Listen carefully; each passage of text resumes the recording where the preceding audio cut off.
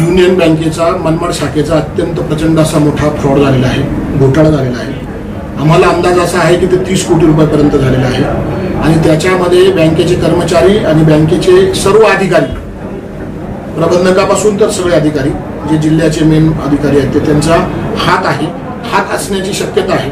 आम्ही लवकरात लवकर स्वतः मी किंवा शिवसेनेचे पदाधिकारी ह्या बँकेच्या कर्मचारी, युनियन बँकेच्या कर्मचाऱ्याच्या विरोधामध्ये आम्ही फिर्याद दाखल करणार आहोत आणि त्याची आदरणीय एसपी साहेबांशी बोलून त्याची आम्ही SIT स्थापन केलेली आहे।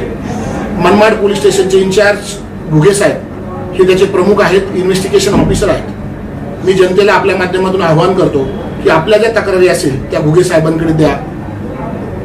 जे मुख्य प्रबंधक जे आहेत त्यांचा मला आत्ताच फोन आला दूरध्वनीवरून आणि त्यांनी मला सांगितलं की सगळ्या पैशाला आम्ही जबाबदार आहोत आणि आम्ही पैसे देऊ, परंतु आपल्या माध्यमातून मी आपल्या सगळ्या जनतेला विनंती करतो की आपले काही पुरावे जरी नसेल परंतु आपली फसवणूक झाली असेल, ज्यांची फसवणूक झाली त्यांच्याकडे पुरावे असेल त्यांनी आमदारच्या संपर्क कार्यालयाशी संपर्क साधावा आणि आमच्या शिवसेनेच्या प्रमुख लोकांना भेटून ते आपले पेपर द्यावेत, जेणेकरून त्यांचे पैसे काढण्यासाठी आम्हाला मदत होईल।